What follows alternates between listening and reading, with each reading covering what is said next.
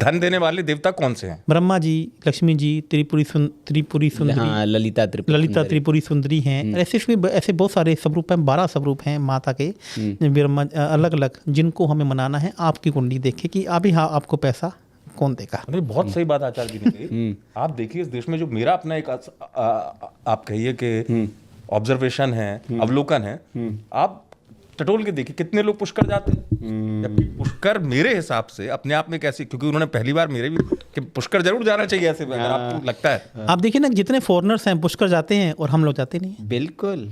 और आप देखिए जहाँ जहाँ लक्ष्मी जी का मंदिर है, जहाँ जहाँ प्रसिद्ध लक्ष्मी जी का मंदिर है, वो सब जगह अमीर है। आप देखिए भारत की राजधानी कौन है? दिल्ली है। और फाइनेंशियल राजधानी कौन सी? मुंबई। और वहाँ पे माँ लक्ष्मी जी का प्रसिद्ध मंदिर है, बहुत प्रसिद्ध। पुणे जी में साक्षात मुंबई के पास में ही साक्षात माँ लक्ष्मी जी का मंदिर है, कोल्हापुर, जहाँ पे लक्ष्मी जी रूट कर विष्णु जी से बैठ गई थी। और दक्षिण में देखिए माँ लक्ष्मी जी का विष्णु जी तिरुपति बालाजी साक्षात। और मैं आपको एक बात बताता हूँ, आपको पता है तिरुपति बालाजी लोग क्यों जाते हैं? क्यों जाते हैं? आपको वहाँ के जो देवता हैं वेंकटेश्वर हैं। वेंकटेश्वर। एक बार वेंकटेश्वर जी, पद्मावती जो वहाँ की रानी थी, माँ लक्ष्मी जी का स्वरूप जी, उन्होंने उनसे शादी की इच्छा जताई, उनसे शादी तय हुई। तो वेंकटेश्वर ने बोला कि मुझे ब्रह्मांड की सबसे सुंदर शादी करनी है। जहाँ पर भी यहाँ पर भी कोई भी लोग शादी पे आएंगे मैं सबको रिटर्न गिफ्ट दूंगा। क्या दूंगा? Return gift. रिटर्न गिफ्ट की जो प्रथा है वो वहीं से शुरू हुई थी। अच्छा। तो उन्होंने बोला कि यहाँ पर जितने मेरे सभी को व्यंजन मिलेंगे और 3 दिन का स्टे यहीं पे रहेगा। जो हम आजकल डेस्टिनेशन मैरिज करते हैं ना, तो सबसे पहले डेस्टिनेशन मैरिज का जो कस्टम था वो वेंकटेश्वर महाराज जी ने शुरू किया था। तो उन्होंने बोला कि अब मेरे को इसके लिए क्या चाहिए? बहुत सारा पैसा चाहिए। अब वो पैसा किसके पास था? पैसा देने वाले ये देवता हैं, लेकिन मैं आपको बताऊं कि पैसा संभाल के रखना किसके पास है? कुबेर जी के पास है। कुबेर जी पैसा देते नहीं है। आप पहले बात है, कुबेर जी का दिल ही नहीं है। कुबेर जी की पूजा आप देखो कि दीपावली के दिन ही की जाती है, ना आगे ना पीछे, वर्ष भर नहीं। ना उनकी देवता की पूजा, ना उनकी पूजा की जाती है। सिर्फ और सिर्फ दीपावली वाले दिन उन्हें तिजोरी से निकाला जाता है और वापस उनको तिजोरी में रख दिया जाता है, क्योंकि धन संभालना यदि संरक्षक है तो कोई है तो कुबेर जी है। इस बात को लोग जानते नहीं है। लोग अपने अरे भैया कुबेर जी की पूजा तब करनी है जब आपके पास पैसा हो जाए, ताकि अब आपका पैसा सुरक्षित रहे। पैसा देने में कुबेर जी का कोई हाथ नहीं है, नहीं तो मत करिए, दे देंगे वो। अब मैं आपको बताऊं, अब देखिए मैं कर्जे की बात कर रहा हूँ। तो उन्होंने कुबेर जी के को बुलाया। उन्होंने बोला कि इस प्रकार से हम एक भव्य शादी करना चाहते हैं जिसमें पूरा जितने भी देवी देवता हैं ब्रह्मांड के, सब लोगों को रिटर्न गिफ्ट जाना चाहिए और सब लोगों का आलीशान होटल बुक हो जाना चाहिए। कुबेर जी बोला कि महाराज बताओ, मैं तो आपका सेवक हूँ, क्या चाहिए? बोला कि सभी को आप धन की व्यवस्था का जिम्मा अब आपके जिम्मे है। तो उन्होंने सारे के सारे धन के भंडार खोल दिए। देवी विष्णु जी को कौन मना करता था? लेकिन विष्णु जी ने कुबेर जी को प्रॉमिस किया, देखो कुबेर जी आप मुझे पैसा दे रहे हैं, ये पैसा मैं आपका लौटाऊंगा। लोन हो गया ये एक लोन हो गया। बहुत ही बढ़िया आपने बोला कि मैं आपसे लोन ले रहा हूँ। तो बोला कि सर नहीं, मैं आपको लोन कैसे दे सकता हूँ? विष्णु जी बोले देखो मैं आपसे पैसा, मैं कोई आपसे एहसान नहीं लूँगा, ये आपका उधार है जो मैं आपको चुकाऊंगा। और ये मैं आपको चुकाऊंगा जब कलयुग अंत होगा, उससे पहले मैं आपका ये सारा पैसा दे दूंगा, चुका दूंगा। तो तब से विष्णु जी के मंदिर में, तिरुपति बालाजी के मंदिर में लोग ये कहते हैं कि अपनी इनकम का एक हिस्सा लोग तिरुपति बालाजी के मंदिर में देकर आते हैं। बिल्कुल। अब देखो ना साउथ वाले सबसे ज़्यादा अमीर क्यों हैं? क्योंकि वो अपनी इनकम का एक हिस्सा तिरुपति बालाजी के पास देकर आ जाते हैं। और भगवान विष्णु जी क्या मानते हैं कि तुम मेरा कर्जा उतारने में तुम मेरी मदद कर रहे हो, मैं आपको कभी भी ऋणी नहीं होने दूंगा। का मतलब दर्शकों के लिए कि वैसे तो हर स्थान आध्यात्मिक तौर पर जागृत होते हैं जो हमारे सिद्ध स्थान है, लेकिन अगर आचार्य जी संक्षेप में समझूं कि तिरुपति बालाजी जरूर जाना चाहिए। कर्जा आपके पास हो गया तो है, और अपनी कर्जा यदि आपके पास हो गया है तो कर्जा उतारने के लिए तिरुपति बालाजी जाइए, कुछ अपनी इनकम का हिस्सा चढ़ाइए, तो आपको कभी ऋणी नहीं होने देंगे। अब देखिए दक्षिण के लोग कितने सोने का समृद्ध है। आप देखिए ज्यादा सोना वही है। और सबसे ज्यादा आप देखिए कि यदि भंडार का पैसा निकलता है तो कहाँ निकलता है?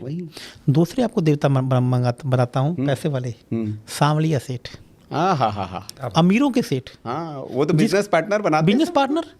तो इसका मतलब है कि ऐसे तिरुपति बालाजी जैसे भारत में 12 मंदिर है जो आपकी कर्जा उतारने में आपकी मदद करते हैं। अकेले मैंने तो एक मंदिर बाकी, आप इतना समय हमारे पास नहीं है कि मैं 12 के 12 मंदिरों के बारे में आपको, हाँ, लेकिन हमारे दर्शकों को राहत मिल जाए। देखिए अभी एक मंदिर के बारे में बता दिया है जाके, क्योंकि बाकी लोग जानते नहीं है। सारी की सारी भीड़ एक जगह इकट्ठी हो जाएगी, अभी मैं बात करूंगा तो लोग जाने, लेकिन आपकी कुंडली के हिसाब से ही बताना पड़ेगा कि आपको कौन से मंदिर जाना है। ये कुंडली दिखाने के बाद अरे कहाँ से बता दूं भैया, मुझे कैसे बता दूं, अब बता तो दो। सार्वजनिक नहीं होता है कुछ। तिरुपति बालाजी की आचार्य जी आपने बताया, और उससे ठीक पहले आप जिक्र कर रहे थे सांवलिया सेठ जी का, वहाँ क्या?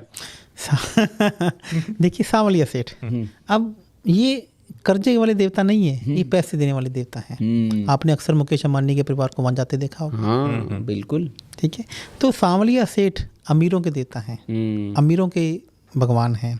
यानी कि अब आपको उनका पार्टनर बनाना है कि आप मुझे पैसा दीजिए। तिरुपति बालाजी में क्या थे, कर्ज की दिक्कत से निकलना है, कर्ज की दिक्कत, दोनों में कंसेप्ट समझने की कोशिश कीजिए। तो ऐसे कि आपके देवता कौन हैं जो आपको अमीर बना सकते हैं। तो मैं ऐसा नहीं कह रहा कि सांवलिया सेठ सबके हैं, ये भी 12 राशियों में 12 अलग अलग प्रकार के हैं। इसको एक एग्जाम्पल से समझने की कोशिश करते हैं। राशियाँ कितनी हैं? 12। भाव कितने हैं? 12। ग्रह कितने हैं? 9। नक्षत्र 27। तो हर ग्रह के, हर राशि के एक अलग अलग देवता हैं। अब मान लीजिए कि सारी की सारी धरती को ये सांवलिया सेठ ही पैसा देंगे और तिरुपति बालाजी कर्जा उतारेंगे, तो बाकी देवता को कौन पूछेगा?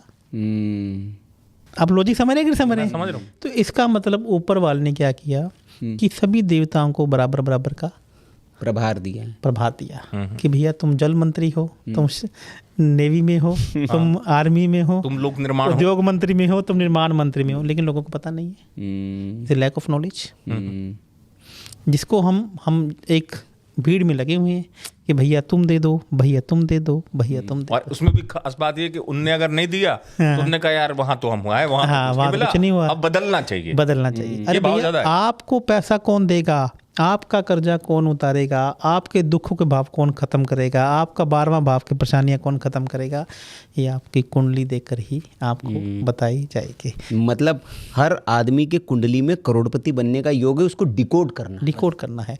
कौन सा ग्रह है आपको पैसा दे रहा है, उसी का काम करो ना। और सबके लिए अपने अपने ग्रह। एक ग्रह तो आपने यही किया, मैंने यही किया। व्यक्ति का देखिए खराब समय जब आता है ना लवभूषण जी, तो वो फिर उसका खराब समय ही आता है। वो बड़ा वो बिन कहते हैं ना जल वाली मछली जैसे वो तड़पता है कि यार इस खराब समय से मैं कैसे निकलूं। तो क्या जैसे हमारे जो दर्शक देख रहे हैं लवभूषण जी, कैसे, क्योंकि एकदम जब दलदल में आप घुस जाते हैं तो निकलना बड़ा मुश्किल होता है। ऊपर है तो आप तुरंत निकल आएंगे। तो ऐसे क्या संकेत होते हैं कि भाई आपका ख़राब समय आने वाला है, और क्या संकेत होते हैं उल्टा कि आपका अच्छा समय आने वाला है? ज़रा दर्शकों को पता है, ये होने लगे भाई तो आपका ख़राब समय आ रहा है, सावधान हो जाइए, और ये हो रहा है तो आपका अच्छा समय आने वाला है। अब आप किसी मार्गदर्शक के पास जाइए और इसको कैश कर लीजिए, भुना लीजिए। देखिए लाइफ में जी एक बार जी ऊपर वाला सबको मौका देता है। बिल्कुल, ऐसा कोई व्यक्ति नहीं है जिसको भी एक बार ऊपर वाले ने मौका नहीं दिया हो। सबको अरबपति करोड़पति होने का मौका लाइफ में, रिक्शा वाला हो या ऊपर कोई भी हो, सबको एक मौका ऊपर पहचानना है उसको। पहली दूसरी बात कि आप भी देखिए कि ऐसे ऐसे लोग आपने देखे होंगे जिन्होंने करोड़ बनेगा करोड़पति में करोड़ों पे जीत लिए और आज उनके पास 1 रुपया भी नहीं है। जो बहुत सारे स्टार बने आज उनके पास 1 रुपया नहीं है। लॉटरी लोगों को निकल गई लेकिन उनके पास पैसा बचा ही नहीं है। और लोग देखिए कि अरबपति बनने के बाद भी आज वापस कंगालों के हैं। तो इसका मतलब है कि ऊपर वाला एक बार मौका सबको देता है। ठीक है, वो कब आएगा, कैसे आएगा, ये आपकी दशा महादशा को देखकर भी बताया जा सकता है। दूसरा कि होता क्या है ना कि जब शंकर जी और पार्वती जब ऊपर से निकलते हैं ना आपको विचरण करने के लिए, तो माँ पार्वती जी क्या है, मन की ये भोली, अब भोला अपने शंकर जी को कहते हैं लेकिन उनसे भी भोली क्या है, माँ पार्वती है। बोली इसको दे दो भाई, इसको तो अभी दो, जो कर रहा है मुझे अभी तो इतना अच्छी अपनी पूजा कर रहा है, सेवा कर रहा है, इसको तो अभी दो। तो शंकर जी बोलते हैं कि मैं दे तो दूंगा लेकिन भैया देना तेरे जिम्मे है, लेना मेरे जिम्मे है। तो ये रोक पाएगा कि नहीं रोक पाएगा? तो माँ पार्वती रोने लग जाती हैं, बोले कि भैया इसको एक बार दे दो। तो तब वहाँ पर एक ऐसे देवता को बीच में लाया जाता है, बीच में बिठाया जाता है, जो शंकर जी को मनाए कि भैया अब लेना नहीं है, अब इनको ये चीज़ें मेंटेन करके रखनी है। उसकी बुद्धि ऐसी डेवलप की जाती है, क्योंकि जब आदमी के पास पैसा आता है तब आदमी के डिसीजन अच्छे और बुरे ही तो पैसे को मेंटेन करता है। और ये डिसीजन का कारक प्लेनेट कौन है? बुध ग्रह। बुद्धि, जैसे ही आपके पास पैसा आता है आपकी बुद्धि खराब हो जाती है। बिल्कुल सत्य बात। तो वो बुद्धि आपकी बैलेंस रहे, आप अपने पैसे को मल्टीप्लाई करें। तो मैंने आपको क्या बोला कि बुध ग्रह को कैसे मजबूत किया जा सकता है, इसके ऊपर काम किया जाता है। संचित में बुध ग्रह को मतलब अगर वैसे तो खैर लोग आपसे परामर्श करें, और वाकई में मैं आपको अभी तक सत्संग में इतना मजा आ रहा है, ज्योतिष की धुरंधर है। हाँ, धुरंधर हो आप इस मामले में। नहीं धुरंधर भी, और मैं एक शब्द और जोड़ूंगा, ये ज्योतिष के धोनी भी है। क्योंकि धोनी इसलिए क्योंकि ऑलराउंडर है ये वास्तु भी पता है इनको न्यूमरोलॉजी भी पता है, इनको ज्योतिष भी पता है, तो ये धोनी भी है। मैं हमेशा इस बात पे कहता हूँ, हाँ, आपकी हाँ, दशा अगर सुधर गई, हाँ, दिशा अपने आप में अपने आप मिल जाएगी।